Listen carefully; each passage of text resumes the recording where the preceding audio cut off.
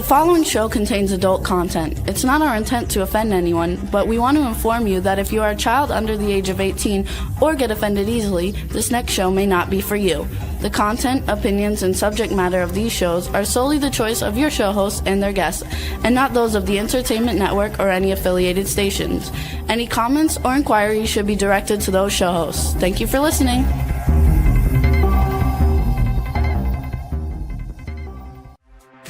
Hey everyone, and welcome to 50 Shades of Bullshit. I'm your host, Christine Lalonde, and this is the podcast where we uncover the truth about online dating. Now let's begin.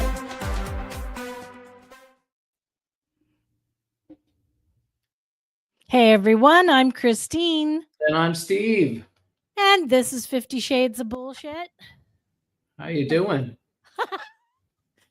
I'm having a hell of a day. Yeah.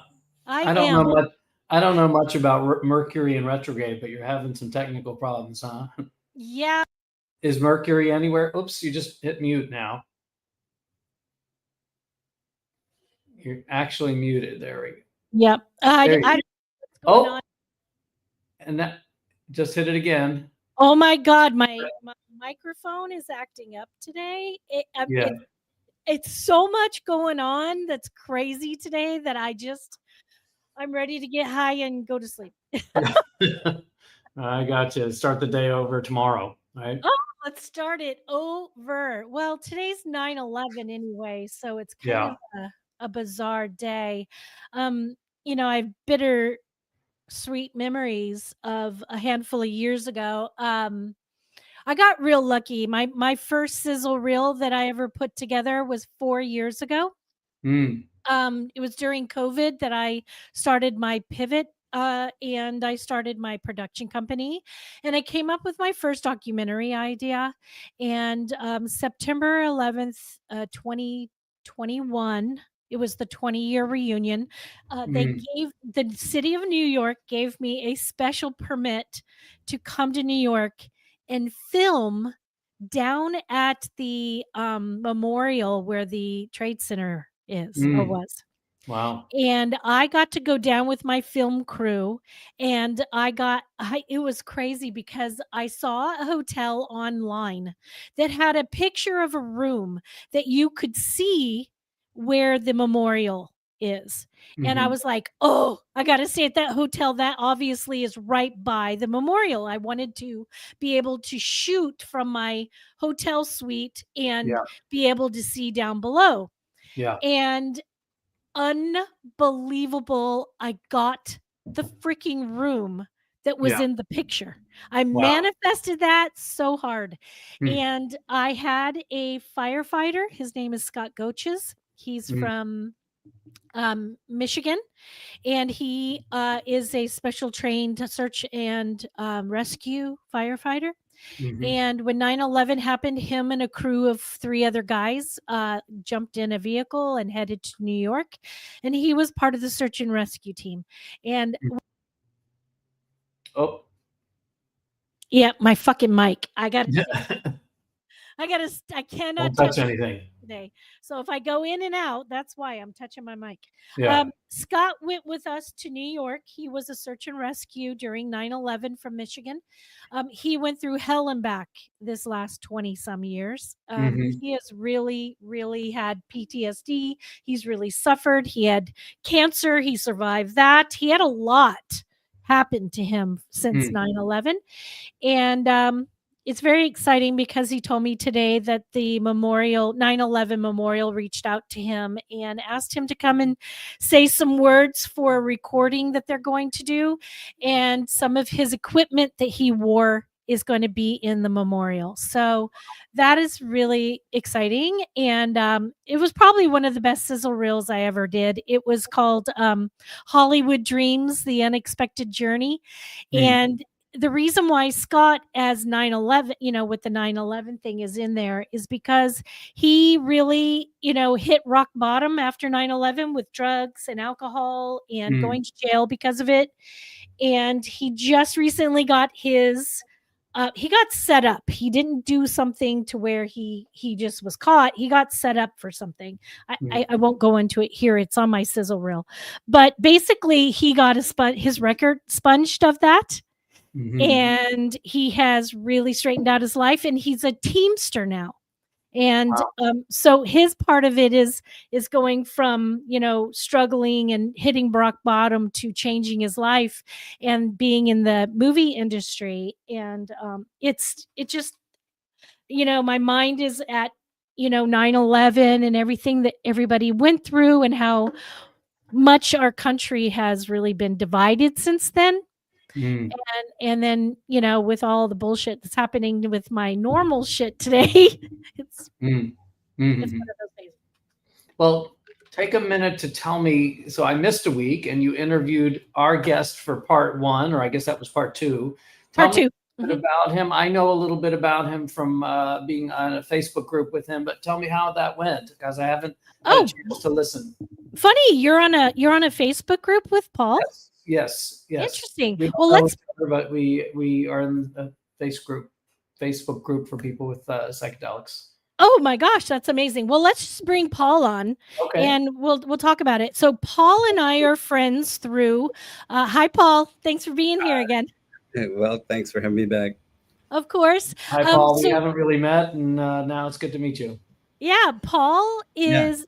This is Steve. Steve has been my helper, my co-host for a while now, and he is also a facilitator. And Paul is a brother of one of my best friends, Denise, and Paul and I go back, like, I don't know, 12 14 years now, something like that.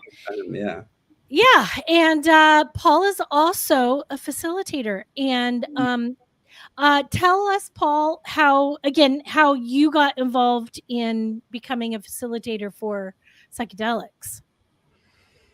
Well, that could be a long story. No, make it short, because we got a lot to cover. I know you. The 2-minute version. Yes.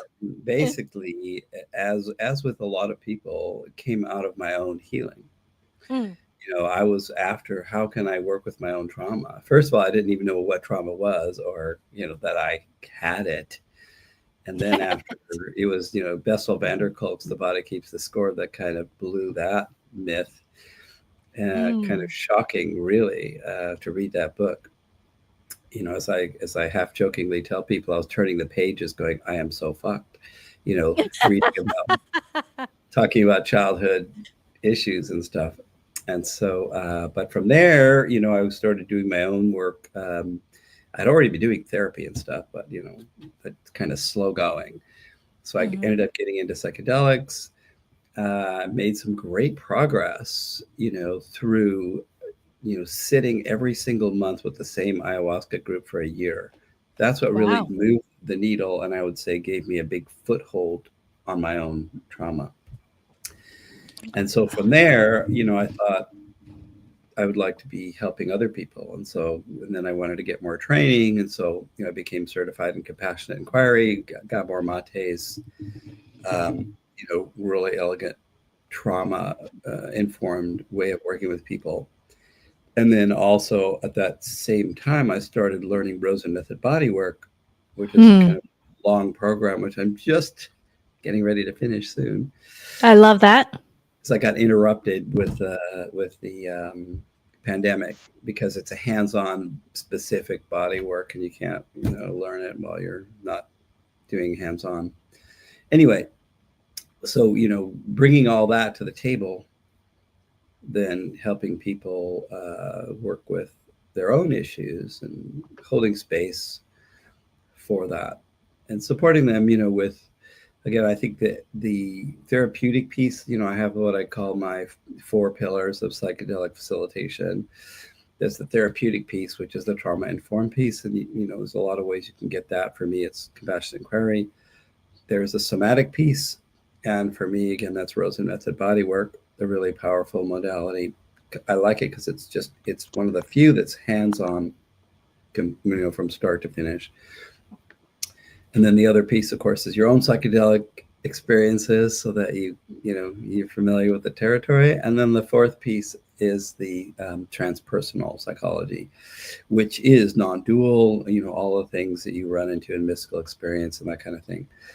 So bringing all that together as a way to support people is, I guess that's the shorter, maybe medium story of how I got involved with sitting with people.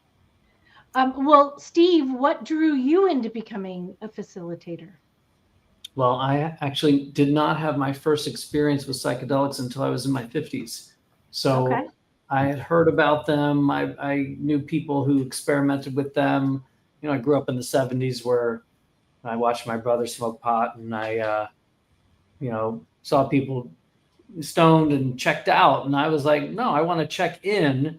And when I heard about psychedelics, and at the time, really all I heard about was mushrooms and LSD. Those were the two that I really heard about. And I thought, well, if I ever try something, I want to try that.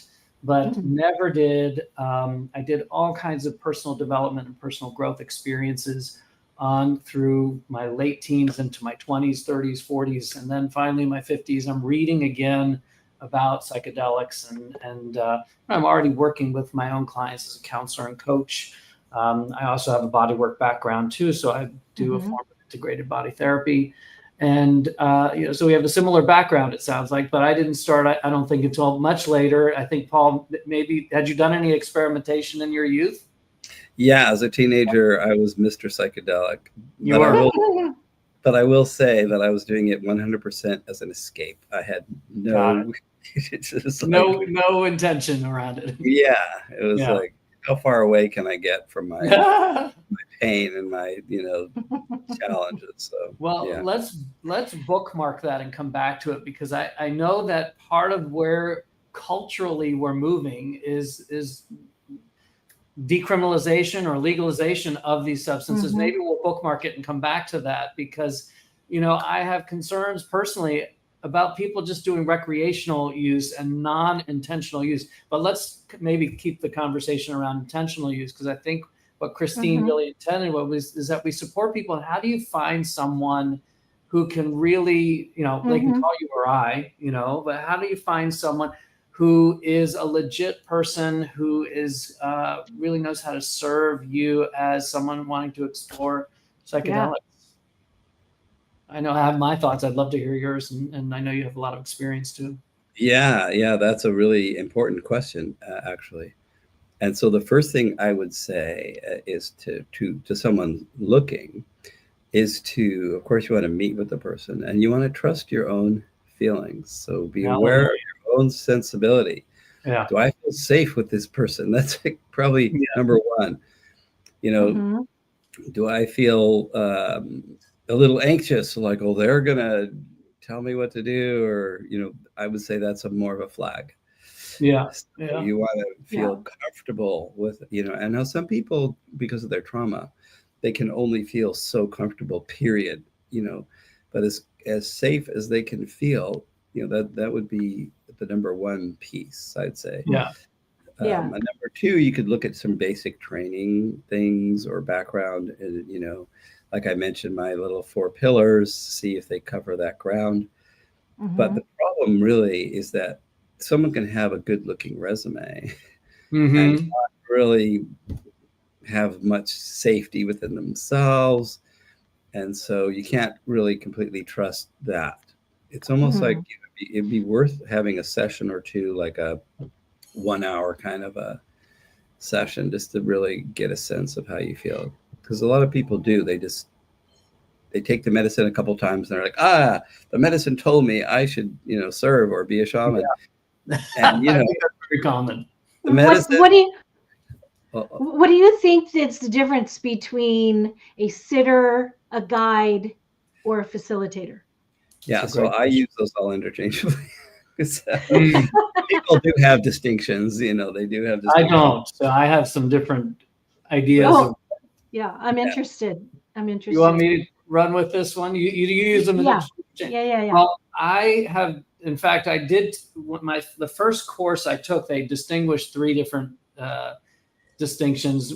A sitter is somebody who they just make sure you're safe and connected to the physical universe, water, blankets, whatever. And you're on your own with how you dose yourself, what you take, when you take it. So a sitter is just there for you to support you if you need anything. And if something goes wrong to help you. So a sitter may not have much training other than they're a conscious person who can not be on the medicine and be there and sit with you. So that's how I was described what a sitter is. Then the next phase, and you used guide. A guide. So I use guide and facilitator in kind of the same way. A facilitator or guide is someone who knows the terrain. They've explored the terrain themselves. They know whatever substance you might have chosen. They've experienced it.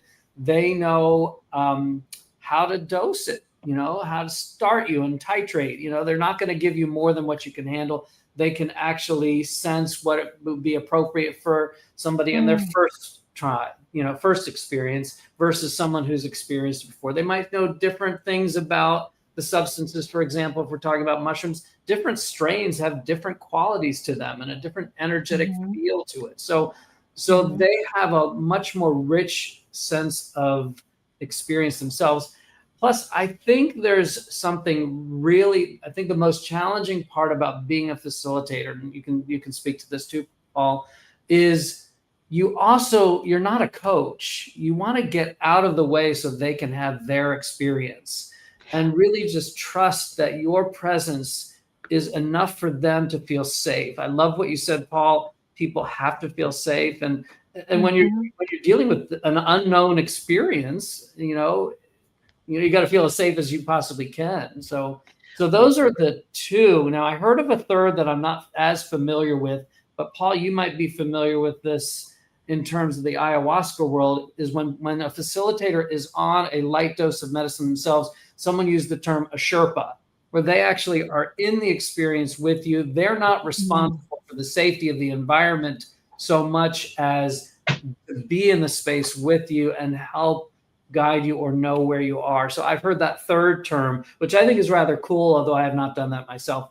But as I understand it, some of the shamans or the people in the ayahuasca world do take a light dose or a facilitator dose. Is that accurate? You could speak more to that. Yeah, that is from my experience also that they do. I personally could not. If I was in that role, I could not imagine. But, I can't. They must really have had a long journey to be able to do that type of thing. I guess. Now, I do want to ask you both: what does a good facilitator actually do during this person's journey? Great Well, question. to me, to answer that, it depends on what's coming up. I mean, there's a lot of the work is preparation, really, because a good preparation can mitigate a lot of potential problems later. And if you've given people some good framework to understand what may come up and how it may look, then they're not as likely to be panicked, shall we say, during the experience. You can always remind them, oh, remember we talked about that, or this feeling might come up. So let's work with that. I love that. Now, you brought to my attention that I do want to go and talk about what the steps are once you find a facilitator, what the steps are that you're doing to prepare for this journey. Like you were just saying, Paul, it's something, if they start to panic, and I can bring up something that we discussed prior. I'd love to know what those steps are that y'all do with somebody to prepare for the actual journey. Well, what I do is, first of all, the main question I ask people is, why do you want to do this? We start with what is their intention, is another way to say that. What brings them to psychedelics as opposed to something else? Or what is it that they're trying to clear up or uncover or heal or whatever it is? And then from there, I'll work in a kind of a compassionate inquiry way to try and uncover a little bit of their childhood experiences, the developmental trauma, attachment issues that are, driving what's going on with them or what they're trying to work on. And if I can help them make some of those connections, And ideally, what I'm doing also is I'm deliberately wanting that to stir the pot a little bit, because not, you never know what's going to show up in a journey. But if we've talked about it, then perhaps that might help that to show up. And if that shows up, then it's good, because it's stuff that they can directly work on. And we've already talked about it in a framework where, you know, they can ideally bring some compassion to what they had to go through as a child, for example, and how that can, if they can bring some of that compassion, really a felt sense of compassion in the journey, that can be hugely powerful. I love that. What about you, Steve? What's that like for you? Some of the things that I do, I'm sure Paul does something similar, but I want to know what is safe for them. What is a anchor point for them in their life experience?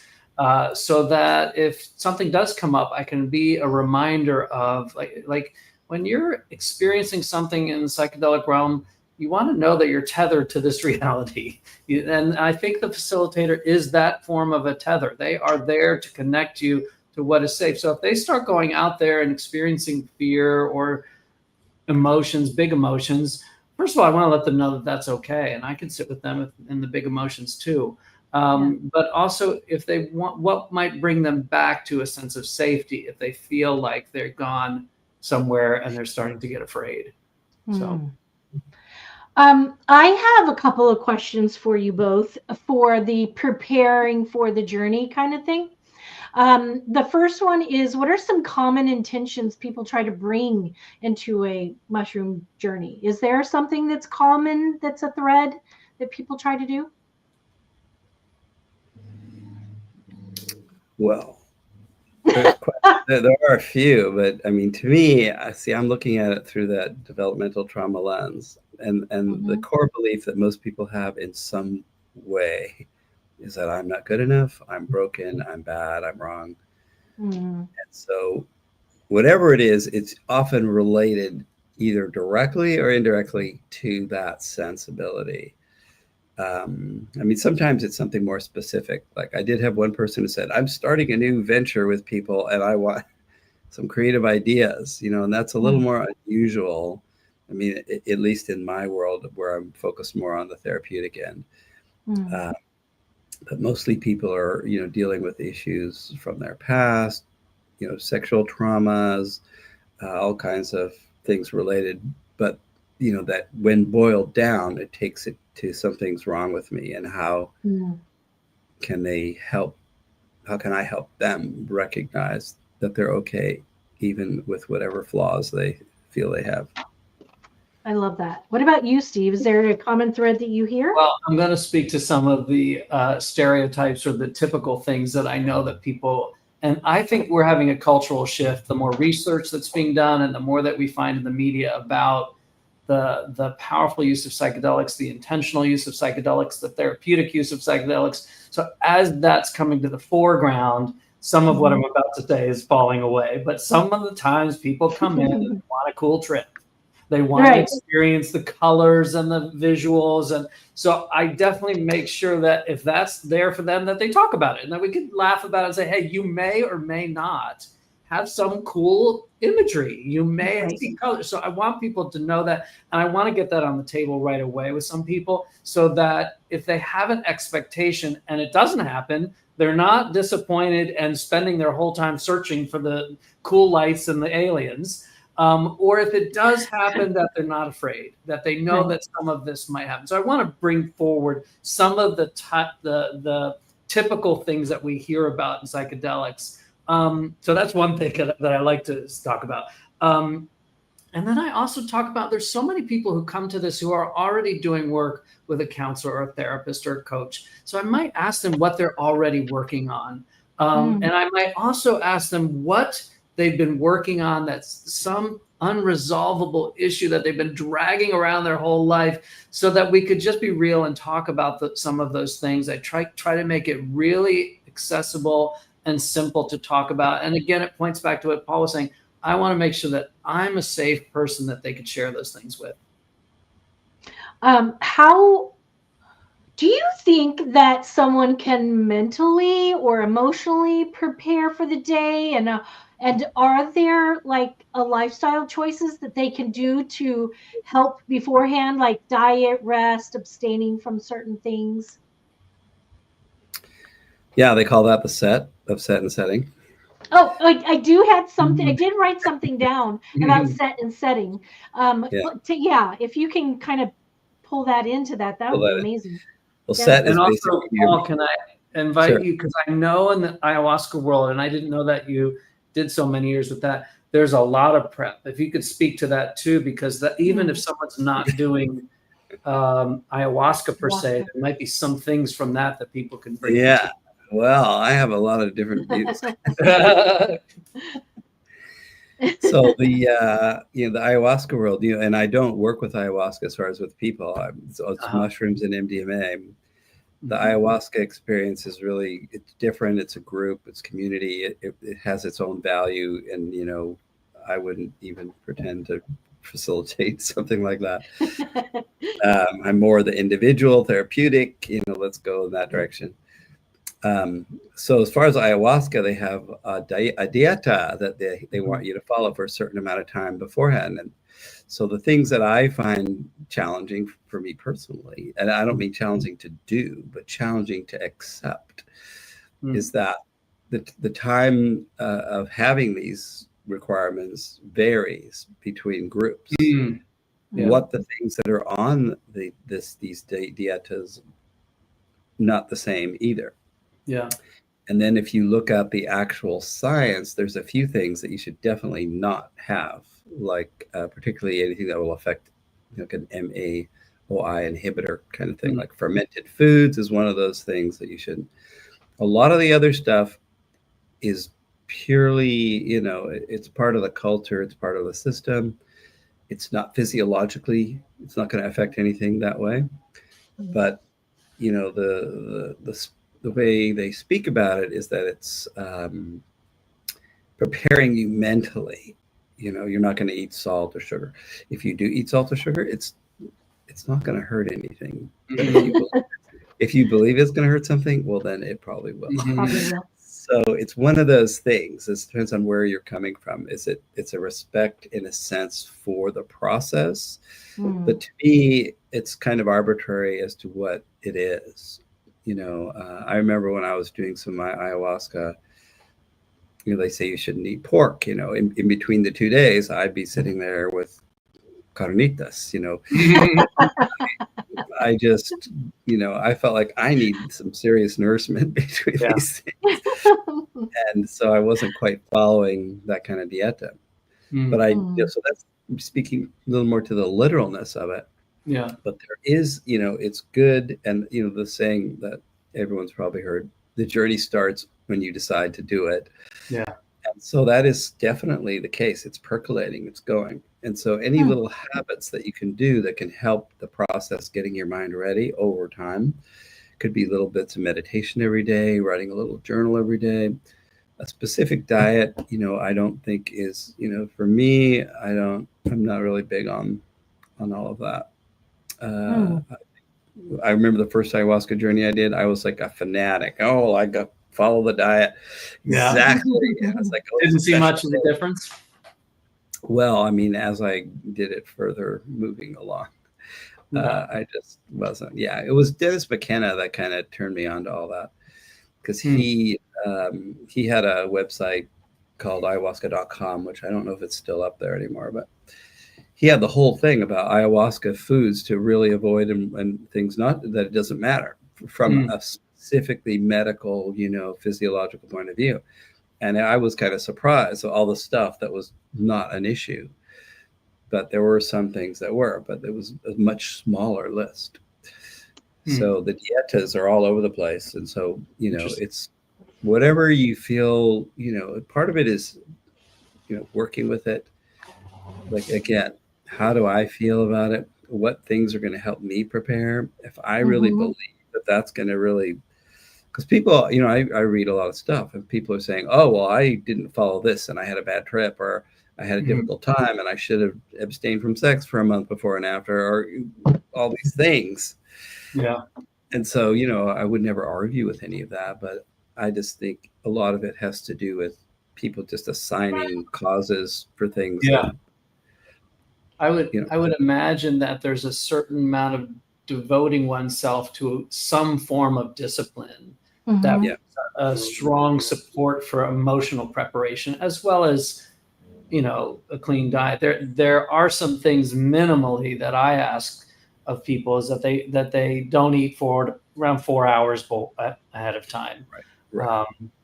That they abstain from caffeinated beverages, especially if I'm going to do MDMA with someone, because it could stimulate the nervous system. So usually 12 to 24 hours ahead of time. Those are two key things because it could really impact what's happening physiologically with you.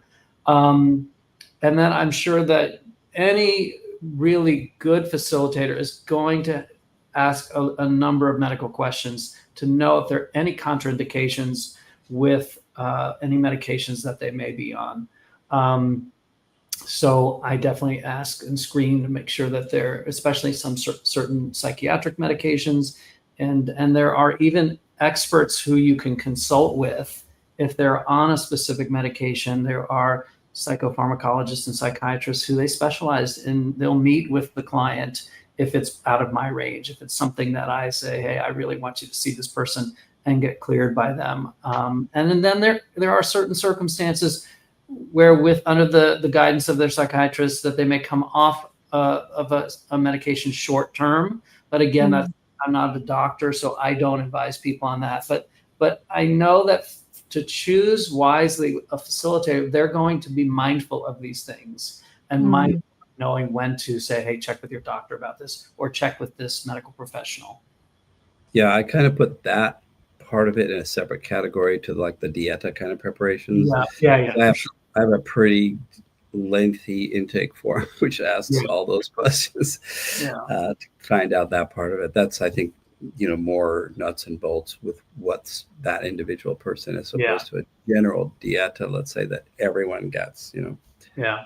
Well, I wanted to make sure that we highlighted that because any listeners might be thinking, well, how do I choose someone? Well, one of the great ways to know if you're with someone who dots all the I's and crosses all the T's is they will have a thorough conversation at the very least, or an intake form with you. So, So when you guys are at, say, do you particularly go and do like group settings or individuals? And do you I would assume, because Paul last time had mentioned that he likes to go to the person doing it because then they feel comfortable in their own setting. So when they're like, say they're laying on their bed or their couch or their floor on a mat or whatever, they're doing their thing. Maybe they're sitting up, maybe they're doing their thing. What are you guys? Are you sitting there with them? Are you just letting them experience? Are you talking with them? Are you not? I'm curious, what's that like? Well, for me, I set up the whole situation, and I think I mentioned this last time, because what I do is I do a brief, like 5-ish minute, like a ritual that creates an energetic safe space as well. We have the physical safe space that they're in, which is their home or location. And this way they don't have to go anywhere at the end, and they ideally feel safer in their own space. So after that, and it's like, it's my own little blend of, as far as the ritual, I have the 7 directions, and I phrase things like we want to tune into the 7 directions. We're not calling them in because they're always with us. So kind of really setting that stage. And then I do something called somatic tuning, which is my own little thing, loosely based on psychedelic somatic interactional psychotherapy, which is really very somatic. Like, what are you feeling in your body? What are you most noticing in your body right now? And then we just follow whatever they're noticing. It helps them to clue into their bodies, feeling. And I always tell them, give a lot of weight during the experience to your body sensations and images, more so than cognitive insights. Unless all 3 of them connect, then you're gold on that. Okay. And then from there, I'll do a little mini live sound bath, and then off they go with the headphones and the music that we've already discussed and chosen. So from there, it really depends on what comes up. Like if nothing, if they're just in their whole thing the whole time, I'm always going to check in, roughly once or twice an hour, just tap them on the shoulder. I tell them ahead of time, I'm just going to check in and see, how are you doing? And they can say fine, or they can say whatever is going on. Or if something's coming up, then I'm right there to work with them. It's like in therapy, they call it the corrective experience. If you can provide what you would call a corrective experience, something where they're used to one response that's not been good in their life, and they get a better response in real time in the session, that can be very powerful for the person as well. They can really get a felt sense of something that's a little more solid and different. So to me, it's really geared on what is showing up in the session with that particular person as to how much or how little I will work with them. But I'm, there to work with whatever shows up with them. How long are these sessions typically taking? Because mine was like, the first one was 6 hours. The second one was 5 hours. How long are you typically with somebody? I'm with someone for longer than the journey usually, because it's a little bit ahead of time in the beginning. And then afterward, I don't leave until they're comfortable for me to leave. I don't have like a time, time's up. I don't have it's like, no. I'm out of here. But the actual journey time is roughly 4 hours, but for most people, it can last a little longer sometimes a little shorter, but usually that's the average of actually in journey, journey space. Yeah. For me, that's what I found it depends on the substance and the potency of this particular mushrooms. It might go shorter or longer. I have people in my space as well as I go to their space, so I'm flexible with it. I find that I have a mixed feelings about being most comfortable in my own space. So for my own experiences, I used to have a playlist that I liked. I used to have a way that I lied on the couch.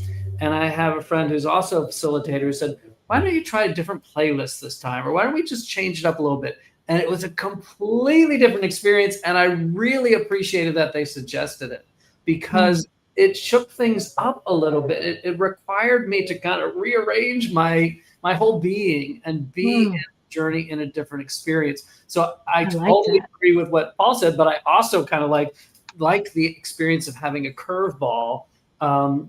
Not so it felt unsafe and so unfamiliar. So I spend some time with clients and ask them what they want and what might feel right to them. And I wonder if this is true for you, Paul, that you might be different with someone who's a first timer than with someone who's had several experiences or worked with you times. Yeah. So do you experiment some with different things? Well, yeah, that I work with dosage, Okay. Particularly, because that's something that I didn't mention, that for me, when I was doing my own experiences, my first ayahuasca experience was like torture. Yeah. It was like 6 hours of anxiety on steroids. It was just awful. Tell me about it. It took me a while to figure out, because no one talks about this stuff. Hey, just lower the dose. So I took half as much, Yeah. And once I did that, I was not busy trying to hang on for dear life. Yeah. I was able to actually process things. Yeah. I'm actually excited to try my first ayahuasca experience, Paul, so that we can come back. Actually, I was thinking about doing an episode beforehand, because I was thinking, during these 3 episodes that we've been doing on the mushrooms and the psychedelic world, I wish that I had done this before I did the experience so that I knew more about it. So I think what I'd like to do is do an ayahuasca episode and then do the experience and then have another episode about it. I actually did a TikTok about it, and I asked people for their experiences or their stories, and I have 3 very short ones that I want to read so that people can hear other people's experiences. Yeah. This person said, I had 2 amazing mushroom trips when I was 18, 19 years old that really rewired my brain to feel comfortable with myself and more comfortable with interacting with other people. It was a night and day sudden transformation of my whole personality. I've also had 3 more mushroom trips since then that were absolutely horrific panic attacks that I will never get over. Mushroom trips are not something to be taken lightly. You can't expect a good transformational experience every time you take them. When it's good, it's really good. And when it's bad, it's really bad. And then he goes on to talk about some other, like, acid and things like that. But he says, everyone says, oh, yeah, no, we'll just skip that. He just says, be careful. And what I want to preface with this is that if this guy had a facilitator, he might have had a completely different experience and then not be traumatized from the actual journey that's supposed to help him with that. Because if you notice, he said he had 2 amazing ones and then he had several bad ones, and it probably would have been better for him if he had had somebody to work through it. And one of the things I wanted to touch on was the aftercare. Yeah. Let me read these 2 and then we'll go into aftercare. Mushrooms aren't magical therapy by themselves. Sailing dragons, I think this person is. They allow therapy to land by quieting the mind's default mode network. Our consciousness defense mechanisms, they said, they are only one piece of the healing equation, which I completely agree with. I love that. And the last one I have, we took mushrooms at a Black Sabbath show at Cow Palace in San Francisco. The DIO version of Sabbath, by the way. We took too much and had to go hide in some bushes until we were cool again. I actually found an 1/8 of a mushroom at the first Lollapalooza with Jane's Addiction and had a great trip. So it just kind of, I can't imagine taking a mushroom journey in public at a concert. I'd probably lose my fucking mind. Well, I want to highlight something because Christine, we did the first episode right after you had done your first experience, your first or second experience, and I could tell that you're totally different, not just in life, but around the topic now. And I will point to what you just mentioned was aftercare and what most people call integration. Integration. Like how do I take all of this experience and find the gold and then bring it into my life? And it sounds like you've done some work since then because you're asking thoughtful questions. The first episode, I was like, oh my God, Christine, I need to come over to your house and have a conversation with you. You were just like bouncing and you were— I was crazy. I was bouncing off the walls. But you were caught up in the sensational aspect of the experience, which is fun. But then how do I first of all, how do I pull the lessons out of this and bring it into my life? So I'd love to hear what you do, Paul, and I'm happy to share too, like how you support people with integration. Yeah, that's, I'm the former executive director of Psychedelia Integration in Los Angeles here. So that was all we did, integration circles, educational events. Yeah. And there's a lot of ways. I mean, I think the main thing is presence. It also, again, for me, everything is relational. Everything is what is the person bringing? Where are they at? What might they need? It's hard for, there's some boilerplate things you can say that are just generally good, some basic meditation, journaling, things along those lines, physical exercise, some activities, community. Community is very important regardless. Knowing that you're not alone. Yeah. And how do you treat yourself? I like to ask people, how do you treat yourself? Because to me, one of my sayings is how we treat ourselves, how we go about the healing is part of the healing. Right. Am I kind to myself? Can I think it's been all the healing for me. Yeah. Yeah, and I could make that case. It is all healing. You're kind of learning how to behave toward yourself that you never got as a kid or anything. So you don't really know exactly.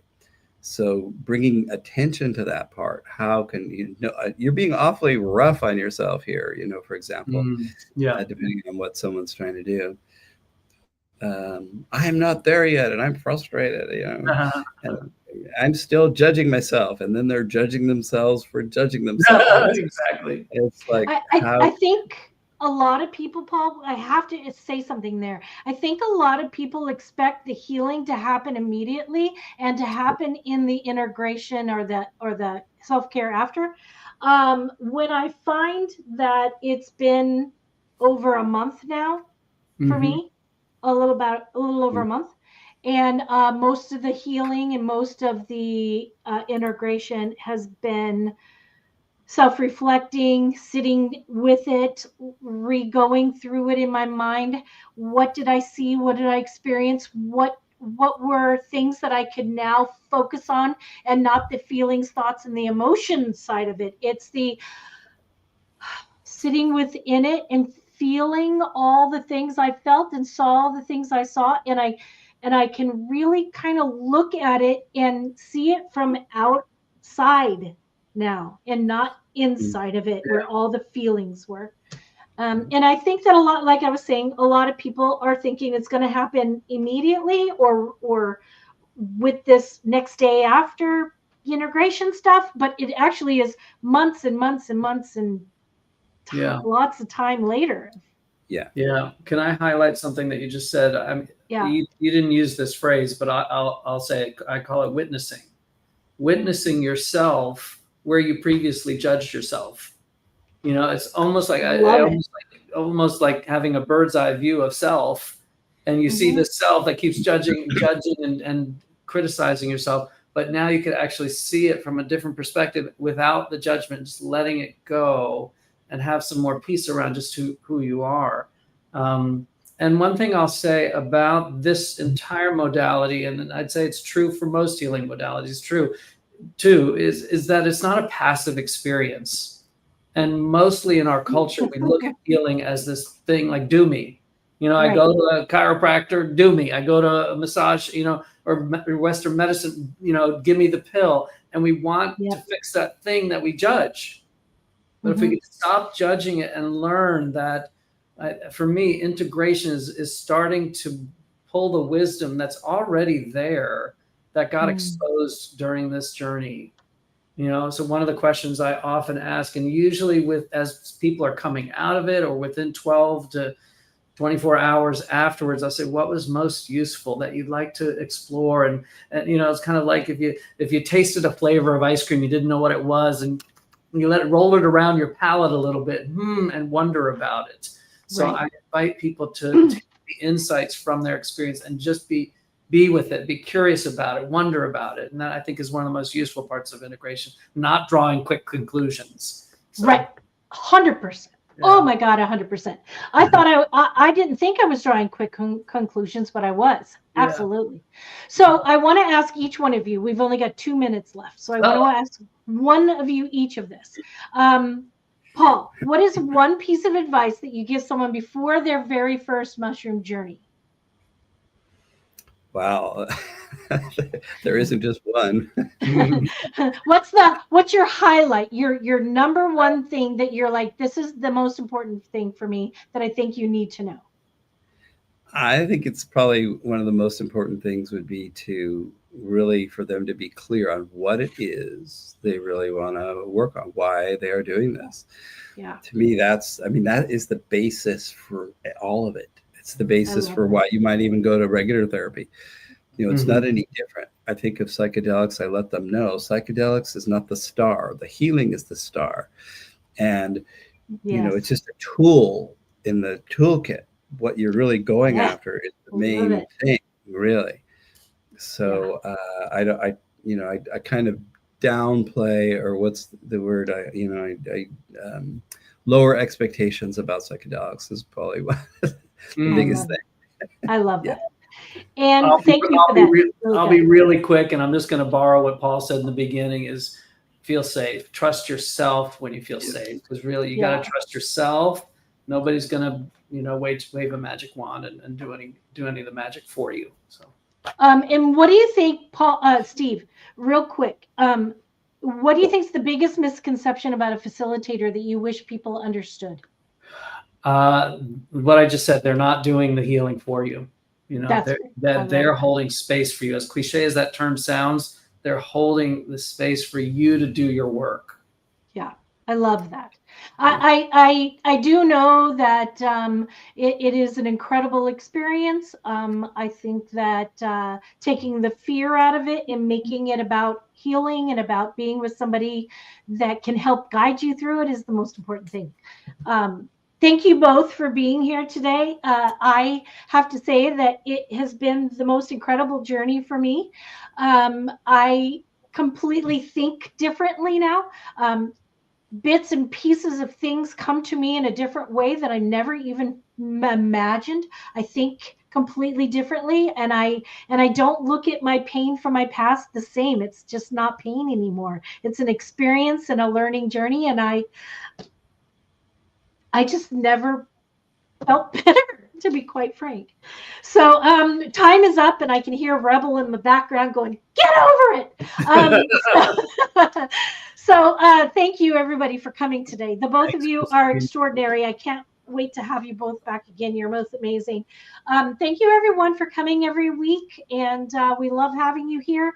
If there's ever anything you want to have us cover, you're welcome to email us. You have our email. If you don't, it's in the end of the episode. Same time, same place next week. And until can't go yet. Next week is episode 200. Woo! 200. We're going to have a bunch of people on, and we're going to have a party. So join us next week. Same time, same place next week. And until then, let's just keep this shit real. If you enjoyed this episode, please share with your friends, like and follow us on Instagram at 50 Shades of _bullshit and Facebook at 50 Shades of Bullshit. Thanks so much for listening, and we really hope to see you again next week.